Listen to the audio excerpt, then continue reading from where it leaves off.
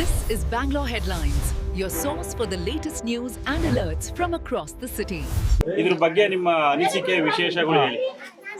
ಹರಿ ಓಂ ಉಗ್ರಂ ವೀರಂ ಮಹಾವಿಷ್ಣುಂ ಜ್ವಲಂತಂ ಸರ್ವತೋಮುಖಂ ನರಸಿಂಹಂ ಭೀಷಣಂ ಭದ್ರಂ ಮೃತ್ಯು ಮತ್ತು ನಮಾಮ್ಯಾಹಂ. ಇದು ಮೂಲತಃ ಬಂದು ಉಗ್ರ ನರಸಿಂಹ. ಸಾಲಿಗ್ರಾಮ ಬಂಡೆ ಇದೆ, 12 ಅಡಿ ಎತ್ತರ, 48 ಅಡಿ ಸುತ್ತಳತೆ. ಅದಕ್ಕೆ ಪ್ರಾಕಾರವಾಗಿ ಗರ್ಭಗುಡಿ ಮಾಡಿ ಅದರಲ್ಲಿ ಸ್ವಾಮಿಗೆ ನಾವು ಇದು ಮಾಡ್ತೀವಿ. ಪಕ್ಕದಲ್ಲಿ ಲಕ್ಷ್ಮಿಯನ್ನು ಪ್ರತಿಷ್ಠೆ ಮಾಡಿ ಲಕ್ಷ್ಮೀ ನರಸಿಂಹನಾಗಿ ನಾವು ಇದು ಮಾಡ್ತಿದ್ದೀವಿ. ಪ್ರತಿ ವರ್ಷ ವೈಶಾಖ ಮಾಸದಲ್ಲಿ ವಿಶಾಖ ನಕ್ಷತ್ರದ್ದು ಬ್ರಹ್ಮರಥೋತ್ಸವ ನಡೆಯುತ್ತದೆ.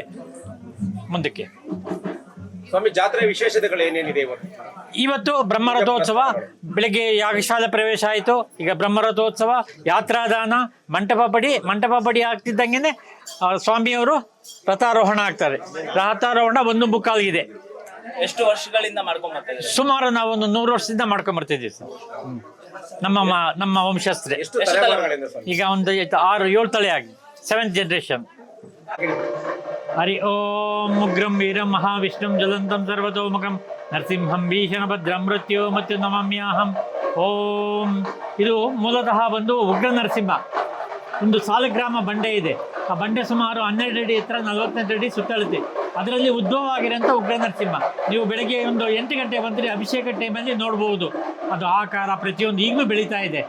ಇದು ಸುಮಾರು ಒಂದು ಸಾಮಂತರಾಜನ ಕಾಲದಲ್ಲಿ ಆತನ ಮಗಳಿಗೆ ಬ್ರಹ್ಮಪಿಶಾಚಿ ಹಿಡಿದು ಅದು ಬಿಡುಗಡೆಗೋಸ್ಕರ ಎಲ್ಲೆಲ್ಲಿ ಹೋದ್ರೂ ಸಾಮಂತರಾಜ ಮಗಳು ಬಿಡುಗಡೆ ಆಗಲಿಲ್ವಂತೆ.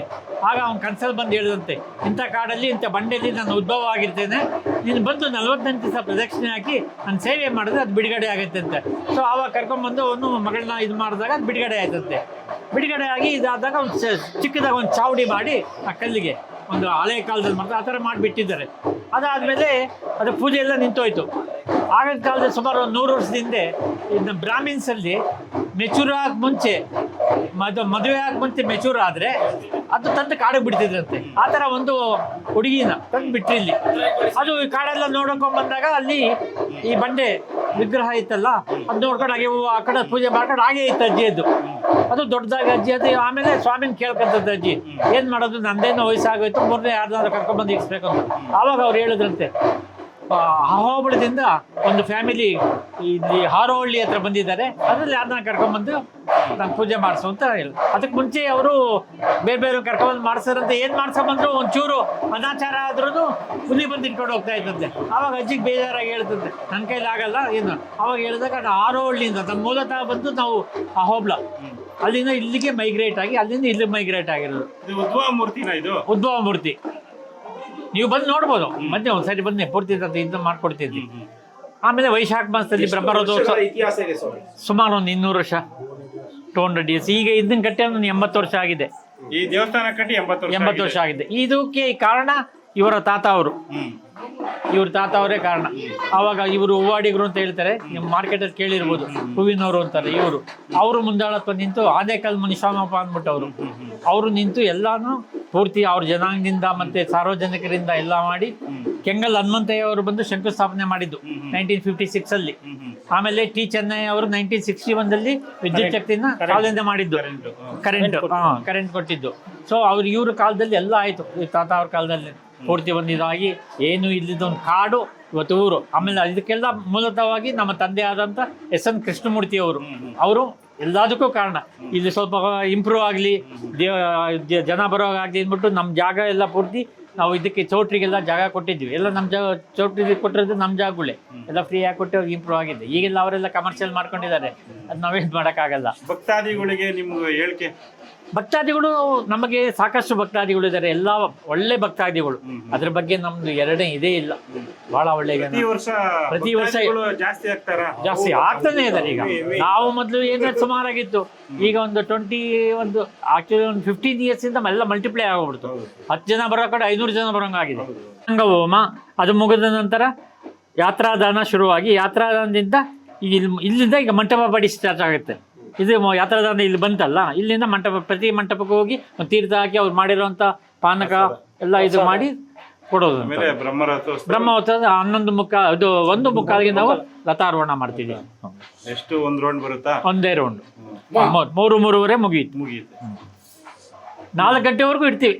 4 ಗಂಟೆವರೆಗೆ ಬಂದಂತ ಭಕ್ತಾದಿಗಳು ಭಕ್ತಾದಿಗಳಿಗೆ ಬಂದು ಭಕ್ತಾದಿಗಳು ದೇವಸ್ಥಾನ ಮುಚ್ಚೋದು ಇರ್ತೀವಿ 10 ಗಂಟೆವರೆಗೂ 10 ಗಂಟೆವರೆಗೆ. ಯಾಕೆ ಮಾಮೂಲಿ ಟೈಮಲ್ಲಿ ಮಾಮೂಲಿ ಟೈಮ್ ಅಂದ್ರೆ 8 ಗಂಟೆಯಿಂದ 3 ಗಂಟೆ ಮತ್ತೆ 5 ರಿಂದ 7 ಗಂಟೆ ವಿಶೇಷ ಇರೋದ್ರಿಂದ 10 ಫುಲ್ ಗಂಟೆಗೆ ಫುಲ್ ಭಕ್ತಾದಿಗಳು ಈ 5 ದಿವಸ 24 ಅವರ್ಸ್ ಅಂದ್ರೆ 24 ಅವರ್ಸ್ ಅಂದ್ರೆ 11 o'clock ವರೆಗೂ ಇರುತ್ತೆ ಮತ್ತೆ 8 ಗಂಟೆಗೆ ಓಪನ್ ಆಗುತ್ತೆ.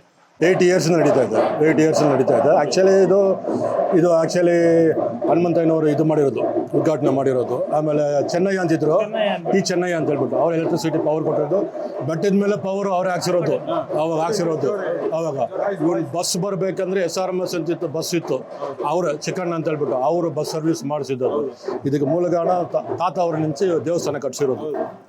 ಪಂಚಮಪ್ಪ ಅವರು ಅಂತ ಹೇಳ್ಬಿಟ್ಟು ಅವರು ಇಲ್ಲಿ ಅರ್ಚಿಗಿದಲ್ಲ ಕೃಷ್ಣಪ್ಪ ಅಂತ ಹೇಳ್ಬಿಟ್ಟು ಅವರಿಬ್ರು ತುಂಬಾ ಇದು. ನಾನು ಹುಟ್ಟಿ ಬೆಳೆದಿರೋದಿಲ್ಲ, ಯಾವ್ದು ನಾನು 8 ಇಲ್ಲ, ಇವಾಗ ಬೆಂಗಳೂರು ವಾಸ್ತವ. ಆಕ್ಚುಲಿ ನಾನು ಜಾತ್ರೆ ವಿಶೇಷ ಮಾಮೂಲಿ ಎವ್ರಿ ಇಯರ್ ನಡೀತಾ ಇದೆ. ಸಾವಿರಾರು ಜನ ಸೇರ್ತಾರೆ, ಎಲ್ಲ ಅನ್ನದಾನ ಅದು ಎಲ್ಲ ಫಸ್ಟ್ ಕ್ಲಾಸ್ ಆಗುತ್ತೆ. ನೀರ್ಗೇನು ವ್ಯವಸ್ಥೆ ಎಲ್ಲ ಚೆನ್ನಾಗಿದೆ. ಆವಾಗ ವರ್ಷ ಇವಾಗ ತುಂಬಾ ಡೆವಲಪ್ ಆಗಿದೆ, ತುಂಬಾ ಚೆನ್ನಾಗಿದೆ. ಇವಾಗ ಎಲ್ಲೆಲ್ಲಿಂದ ಬರ್ತಾರೆ ಜನಗಳು? ಥ್ರೂ ಔಟ್ ಬ್ಯಾಂಗ್ಳೂರ್ ಎಲ್ಲಿಂದ ಬರ್ತಾರೆ. ಇದೊಂದು ಮೇನ್ ಇದು ಬಂದ್ಬಿಟ್ಟು ಮನೆ ದೇವರು ಸುಮಾರು ಜನಕ್ಕೆ. ಹಂಗಾಗಿ ಸುಮಾರು ಜನ ಬರ್ತಾರೆ. ಇವರೇ ಕುಣಗಲು, ತುಮಕೂರು, ಅವರು ಭಕ್ತಾದಿಗಳು ಹೌದು. ಬೆಂಗಳೂರು ಜಾಸ್ತಿ, ಬೆಂಗಳೂರು, ನೆಲಮಂಗಲ ಅನುಕೂಲ ಚೆನ್ನಾಗಿದೆ, ಎಲ್ಲ ಚೆನ್ನಾಗಿದೆ. ಅದೆಲ್ಲ ಪ್ರಾಬ್ಲಮ್ ಇಲ್ಲ. ಮೇನ್ ನೀರು ಇರಲಿಲ್ಲ, ನೀರು ವ್ಯವಸ್ಥೆ ಇದೆ, ನೀರು ಎಲ್ಲ ವ್ಯವಸ್ಥೆ ಇದೆ. ಸ್ವಲ್ಪ ಇದು ಬಟ್ ಇದ್ರೆ ಕೂಡ ಎಲ್ಲ ಅನುಕೂಲ ಮಾಡಿದ್ದಾರೆ, ಅದೇನು ಪ್ರಾಬ್ಲಮ್ ಇಲ್ಲ. ಉಗ್ರಂ ವೀರಂ ಮಹಾವಿಷ್ಣುಂ ಜ್ವಲಂತಂ ಸರ್ವತೋಮುಖಂ ನೃಸಿಂಹಂ ಭೀಷಣಂ ಭದ್ರಂ ಮೃತ್ಯೋರ್ಮೃತ್ಯುನಮಾಮ್ಯಹಂ. ಸಮಸ್ತ ನಾಗರಿಕರಿಗೆ ಸಾವಂದುರ್ಗ ಲಕ್ಷ್ಮೀ ನರಸಿಂಹಸ್ವಾಮಿ ಜಾತ್ರಾ ಮಹೋತ್ಸವಕ್ಕೆ ಸ್ವಾಗತ ಕೋರ್ತಾ, ಸ್ವಾಮಿ ಬಂದು ಉದ್ಭವ ಮೂರ್ತಿ ಸಾಲಿಗ್ರಾಮ ಶಿಲೆ. ನೀವು ನರಸಿಂಹ ಸಾಲಿಗ್ರಾಮ ನೋಡಿದರೆ ಮೂಲ ರೂಪ ಅದೇ ಆಕಾರದಲ್ಲೇ ಇರುವಂಥದ್ದು. 12 ಅಡಿ ಎತ್ತರ ಇದೆ, 48 ಅಡಿ ಸುತ್ತಳತೆ ಬರುತ್ತೆ. ಶಂಕು, ಚಕ್ರ, ಅಭಯ ಹಸ್ತ, ಗುರಾಣಿ ಎಲ್ಲನೂ ಬಂಡೆ ಮೇಲೆ ಮೂಡಿರುವಂಥದ್ದು. ಅಮ್ಮನವರು ಪ್ರತಿಷ್ಠಾಪನೆ ಮಾಡಿರುವಂಥದ್ದು. ಸ್ವಾಮಿ ಇಲ್ಲಿ ದಾಟಿಯನ್ನು ರಾಕ್ಷಸಿನ ಸಂಹಾರ ಮಾಡೋಕ್ಕೆ ಬಂದಿರುವಂಥ ಸ್ವಾಮಿ ಇಲ್ಲೇ ನೆಲೆಸಿರುವಂಥದ್ದು. ಮಾಂಡವ್ಯ ಮಹರ್ಷಿಗಳು ತಪಸ್ ಮಾಡಿರುವಂಥ ಜಾಗ ಇದು.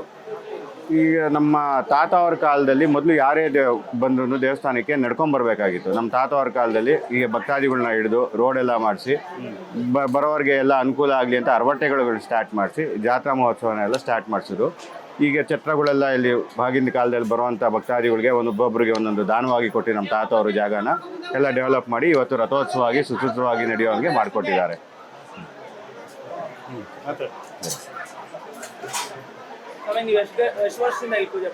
ಸರ್ ನಮ್ಮದು 8ನೇ ತಲೆಮಾರು, 8th ಜನರೇಷನ್ವರೆಗೂ ನಮ್ಮ ಹತ್ರ ದಾಖಲೆಗಳಿದೆ. ಅಂದರೆ ಸುಮಾರು 450 ಇಂದ 500 ವರ್ಷದವರೆಗೂ ದಾಖಲೆ ಇದೆ. ಅದಕ್ಕಿಂತ ಪುರಾತನವಾದ ದೇವಸ್ಥಾನ ಇದು. ಸ್ವಾಮಿ ಉದ್ಭವ ಮೂರ್ತಿ ಸಾಲಿಗ್ರಾಮ ಶಿಲೆ. ಉಸಿರಾಡೋ ನರಸಿಂಹ, ಬೆಳೆಯೋ ನರಸಿಂಹ ಅಂತಲೇ ಪ್ರತೀತಿ ಇರೋದು ಇಲ್ಲಿ. ಅಂದರೆ ಮನೆಯಲ್ಲಿ ಹಳೆ ಫೋಟೋಗಳಿದೆ ಸ್ವಾಮಿದು, ಅದಕ್ಕೂ ಈಗಿರೋ ಸ್ವಾಮಿಗೂ ಮೂಲ ರೂಪಕ್ಕೂ ನೋಡಿದ್ರೆ ವ್ಯತ್ಯಾಸ ಕಾಣಬಹುದು. ಬೆಳೆಯೋ ನರಸಿಂಹ ಅಂತಲೇ ಇರೋದು ಉದ್ಭವ ಮೂರ್ತಿ. ಸರ್ ಅದು ಹಾಗೆ ಹೇಳೋಕ್ಕಾಗಲ್ಲ. ಅಂದರೆ ಈಗ ಫೋಟೋಸ್ ಇದೆ ಮನೆಯಲ್ಲಿ.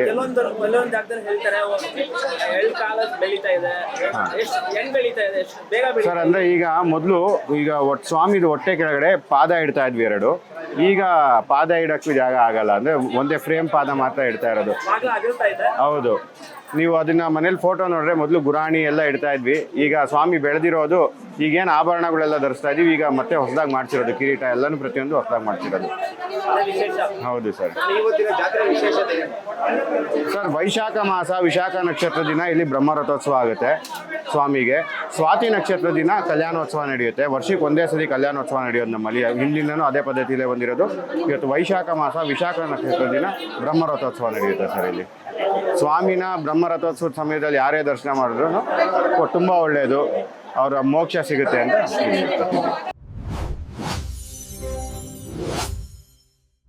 Subscribe channel for latest update.